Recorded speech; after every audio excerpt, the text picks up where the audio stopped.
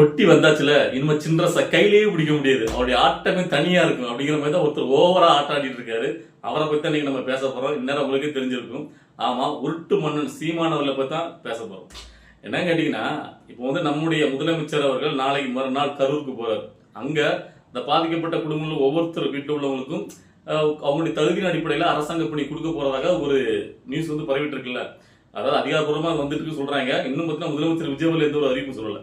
ஆனா கிட்டத்தட்ட இது உண்மைங்க அப்படிங்கிற பட்சத்துல இதை எதிர்த்து கோர்ட்ல ஒரு வழக்கு தொடர்ந்திருக்காரு சீமான் அவர்கள். நான் என்ன சொல்றேன் கேட்டீங்கன்னா, எனக்குமே இந்த அரசு பணி கொடுக்கறதுல ஒரு மாற்று கருத்து இருக்கு, இல்லைன்னு சொல்லல. சோ அதனால உங்களுக்கு அந்த மாற்று கருத்து இருக்கிறது தவறு கிடையாது. நான் கேட்க போற ஒரே ஒரு கேள்வி மட்டும் பதில் சொல்லுங்க.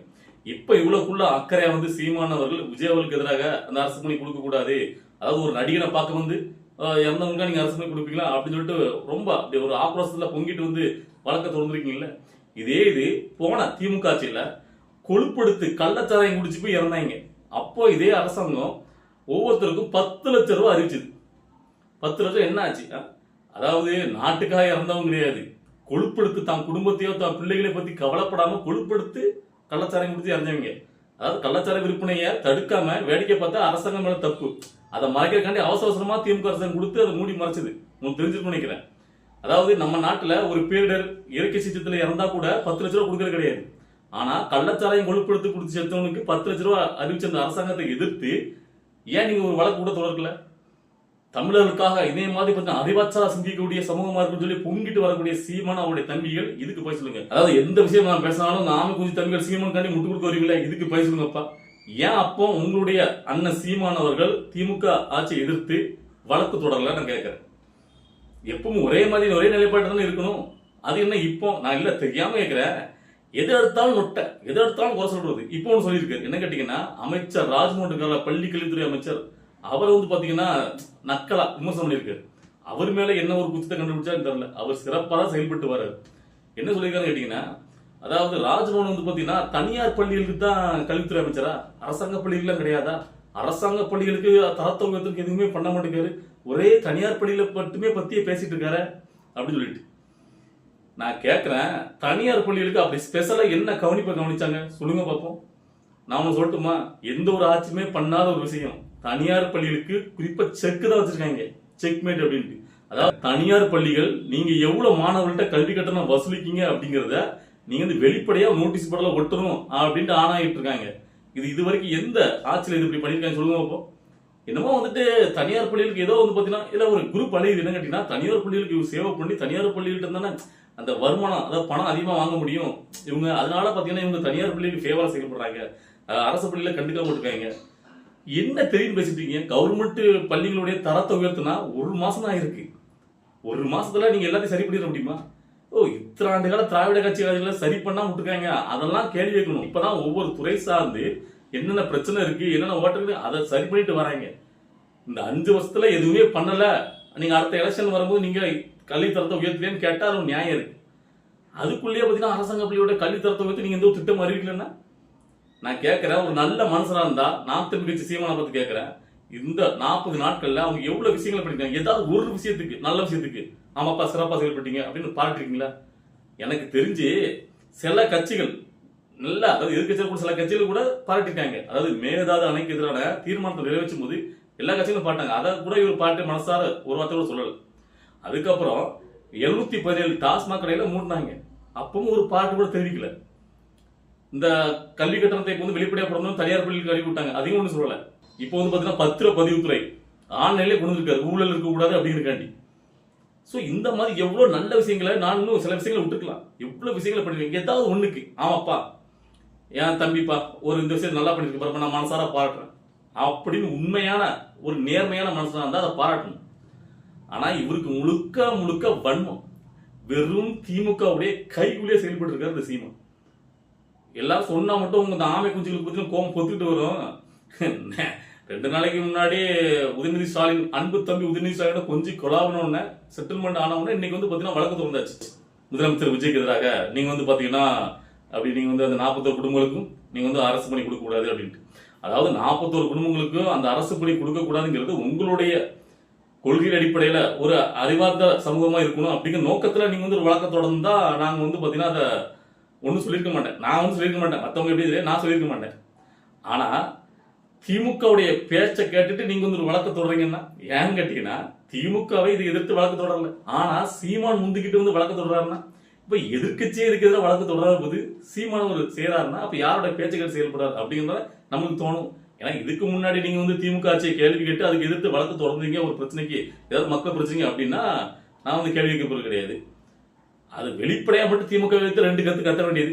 ஆனா முழுமையா விஜயவரில் மட்டும் பாத்தீங்கன்னா பம்பாரமா சுத்தி எல்லா விஷயத்திலும் எதிர்க்க வேண்டியது. என்ன பண்ணாலும் குறை. அப்ப இது என்ன மாதிரியான புத்தி? உண்மையிலேயே ஒரு தமிழ்நாட்டை ஆளணும், அதுதான் எங்களுடைய நோக்கம். என் கட்சி ஆரம்பிக்கப்பட்டது தமிழகத்தை மீட்டெடுக்கணும்னா இவர் உண்மையான தமிழன் தானே. என் தம்பின்னு பேசினவர் இன்னைக்கு தம்பியும் தமிழ்நாட்டை ஆளும்போது மற்ற கட்சியோட குறைந்தபட்சம் ஒரு டைம் கொடுத்து சரி பார்க்கலாம். அண்ணாமலையார் சொல்றாருங்க, ஒரு வருஷம் டைம் கொடுக்குங்க, அவங்க என்ன பண்ணாலும் பார்ப்போம், நல்லதான் பண்ணிட்டு இருக்காங்க பார்ப்போம் அப்படிங்கிற அன்புமணி ராமதாஸ் அவர் பாராட்டுறாரு மனசார. ஆனா ஒரு தடவை கூட ஒரு விஷயத்த கூட பாராட்ட மனசு வர மாட்டேங்க இந்த சீமானுக்கு. அப்ப என்ன மாதிரியான புத்தி நீங்க தெரிஞ்சு விடுங்க. அதாவது என்ன ஒரு திட்டம் இங்க வந்து பேசி முடிக்கப்பட்டிருக்கு அப்படின்னு கேட்டீங்கன்னா, இப்போ வந்து திமுக வந்து அனாதை ஆயிட்டு வீக்கா இருக்கு. அதாவது அவங்களுடைய கூட்டணி கட்சிகள் எல்லாமே டிவி பக்கம் போயிட்டு ஓகேவா. இப்ப சட்டமன்றத்துல கூட அவங்க சைடு வந்து பாத்தீங்கன்னா ஸ்ட்ராங்கா ஆப்போசிட் பண்றதுக்கு ஆட்களே பெருசா கிடையாது. உதயநிதி அவர்கள் பார்த்து தான் படிச்சுட்டு இருக்காரு.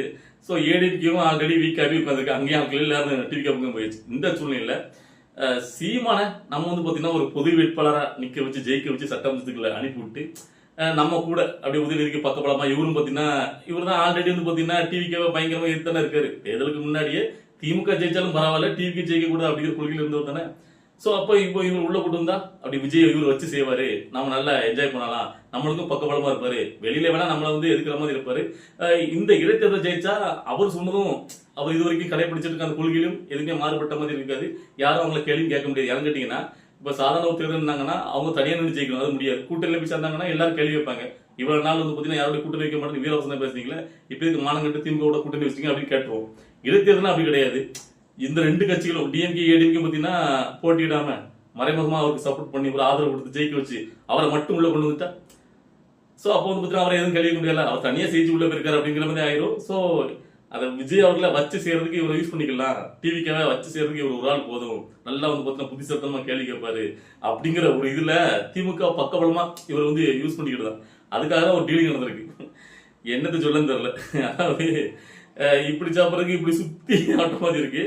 அதாவது நீங்க என்ன மாதிரியான கணக்கு போட்டாலும் மக்கள் ரொம்ப தெளிவா இருக்காங்க. அதாவது நல்லா வந்து புரிஞ்சுக்கணும். அதாவது 2 கட்சிகளும் சேர்த்து நீங்க வந்து பொது வேட்பாளர் சீமான் நிப்பாட்டிங்களும் சீமான் அப்பவும் தோக்க தான் போவாரு, எழுதி வச்சிருங்க.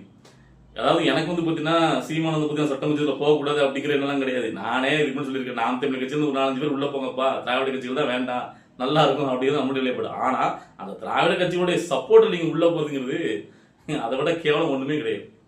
இப்ப நம்ம இதை பேசும்போது கூட நிறைய பேர் இதை பத்தி முன்னாடியே பேசிருக்கோம். அப்போ வந்து பாத்தீங்கன்னா இல்ல எந்த ஒரு அதிகாரப்பூர்வ தகவலும் வரல, நீங்க என்ன எங்க அண்ணனை பத்தி எப்படி சொல்லிட்டீங்க, அப்படிலாம் கிடையாது இப்படிலாம் கிடையாது.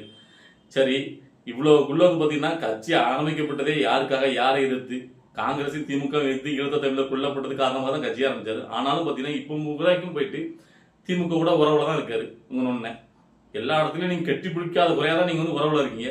அப்புறம் மேடைக்கு மேடை மட்டும் வீரவசனம் பேசிக்கிறீங்க. இதுல திமுகவுடைய அமைச்சர் வந்து பாத்தீங்கன்னா முன்னாள் அமைச்சர் உங்க குழந்தை பிறந்ததுக்கு சீர்வரிசையில எடுத்து வர்றாரு, தாய்மாமன் சீர் பண்றாரு. இதை விட என்ன உங்களுடைய உறவு எனக்கு ஒன்றும் புரியல. இதுக்கப்புறம் என்ன நடிப்பு நடிச்சுக்கிட்டு வெளிப்படையே அறிவிச்சுட்டு போக வேண்டியதுதானே. ஆமா நாங்க திமுகவுடைய விசுவாசி தான், திமுகவுடைய ஏவல் தான், திமுகவுடைய கைக்குலி தான் நாங்க அப்படின்னு ஒத்துக்கிட்டு போங்களேன். சரி ஓகே. இதுல இன்னொரு ஒரு காமெடியை நம்ம இதுல பயந்தாகணும். இப்பதான் அந்த வீடியோ பார்த்தேன். அதாவது வைகோ இருக்காருல்ல, அவரு திருமாவளவருக்கு பள்ளி கொடுத்துருக்காரு. அதை பார்த்த உடனே எனக்கு அடக்க முடியல, சிரிப்பு வந்துச்சு. என்ன கேட்டீங்கன்னா திருமாவளவர்கள் இப்போ மாறி மாறி விட்டுட்டு இருக்காரு. ஒவ்வொரு நாளைக்கு ஒரு உருட்டாரு. நாம கூட நேரத்து கூட ஒரு வீடியோ போட்டிருந்தோம், சீமானையை மிஞ்சிய திருமா அப்படின்ட்டு. என்ன கேட்டீங்கன்னா டிவிகே ஆட்சியில தான் இவங்க அமைச்சர்ல பங்கு பெற்றிருக்காங்க. ஆனாலும் பாத்தீங்கன்னா டிவிகே வந்து பாத்தீங்கன்னா கூட்டணி கிடையாது. ஏன்னா ஒரு நாளைக்கு முன்னாடி தான் எல்லா தலைவர்களோடு சேர்ந்து கையெழுத்துக்கிட்டு திரும்ப நின்னாரு. ஆனா அதுக்கப்புறம் வந்து பாத்தீங்கன்னா நாங்க கூட்டணிலாம் கிடையாது அப்படின்னாரு. சரி ஓகே. அதுக்கப்புறம் பாத்தீங்கன்னா ஒரு நாள் திமுக இருக்குல்ல, நாங்க வந்து திமுக விட்டு இருந்து வெளியில வரல, திமுக தான் என் கட்சியில இருந்து ஒரு ஆளை கூப்பிட்டு நாங்க வந்து எங்களை வந்து வெளியே அனுப்புனதா அவங்களே எங்களை வந்து கூப்பிட்டு இருந்து வெளியே அனுப்பிட்டாங்க, திமுக தான் அப்படின்னு பேசியிருந்தாரு. சரி ஓகே. அதுக்கப்புறம் நேற்று வந்து பாத்தீங்கன்னா நாங்க வந்து டிவிகேல அமைச்சர்ல பங்கு பெற்றிருக்கோம், ஆனா கூட்டணி இடம்பெறல, ஆனா இன்னும் திமுக கூட தான் நட்புறவுல இருக்கும் அப்படின்னு ஒரு உருட்டு விட்டார. சோ இதுக்கு நாம தான் பேசணும்னா மக்கள் யாரும் பார்த்துட்டு இருக்காங்கல்ல, அவங்களோட கூட்டணி இருக்கக்கூடிய காங்கிரஸ் தலைவர் அவர் மாணிக்கத்தாக இருக்காரு, அவரே இது என்னையா பேச்சு? அமைச்சரோட பங்கு பேசிட்டாலே நம்ம வந்து அங்க ஒரு அங்கம் தான் டிவிக்கல. அப்புறம் என்ன இந்த வார்த்தை விளையாட்டுலாம் விளையாடிட்டு இருக்கீங்க? இப்படிலாம் பேசாதீங்க சார் அப்படிங்கிற மாதிரி ஒரு வந்து ஊத்தினா ஒரு எதிரான கருத்தை கண்டனத்தை தெரிவிச்சது. இப்போ திருமாவளவன் பேசுனதை வைகோ டிவிக்கு கேட்கறாங்க. இப்படி சொல்றாரு, அதுக்கு நீங்க என்ன பேச சொல்றீங்க அப்படின்ட்டு. ஸோ வைகோ சொல்றாரு, திருமாவளவனுக்கு நோபல் பரிசு தான் கொடுக்கணும் அப்படின்னு சொல்லிட்டு சிரிக்காரு. அதாவது வைகோ எப்படிப்பட்டவரும் ஊர்வலத்துக்கே தெரியும். அவர் எத்தனை கட்சியில போனாரு, அவர் எதுக்காக கட்சி ஆரம்பிச்சாரு, அதுக்கு திமுக போய் ஒட்டிட்டு இருந்தாரு. ஸோ இப்போ லாஸ்டா டிவிக்கு வந்து சேர்ந்துக்காரு, எல்லாமே எல்லாத்துக்கும் தெரியும். ஸோ அப்படிப்பட்ட வைகோவே திருமாவை நக்கலா விமர்சிக்காருன்னா திருமாவுடைய நிலையை நினைச்சு பாருங்க. ஊரே சிரிப்பா சிரிக்குது திருமாவோட நிலையை பார்த்து. ஏன் அவர் அப்படி இருக்காருன்னு யாருமே புரியல. இதை வேற ஒரு புத்திசாலித்தனமா வேற அவர் வந்து வார்த்தை விளையாட்டுலாம் விளையாடுறாரு. சரி, இந்த காட்சியை அந்த வீடியோவை பார்க்கும்போது எனக்கு உண்மையிலேயே அடக்க முடியாத சிரிப்பு தான். அதை உங்கள்கிட்ட ஷேர் பண்ண நினைச்சேன். ஸோ நீங்க என்ன நினைக்கிறீங்க? சீமான் ஆகட்டும், திருமாவளவன் ஆகட்டும், ஸோ இவங்கெல்லாம் பார்க்கும்போது உங்களுக்கு என்ன தோணுது அப்படிங்கிறத உங்களுடைய கருத்துக்களை கமெண்ட்ல பதிவு பண்ணுங்க. அடுத்தடுத்த கட்ட அரசியல் நிகழ்வுகளை பார்த்துட்டு நம்மளுடைய வீடியோவை வெயிட் பண்ணுங்க.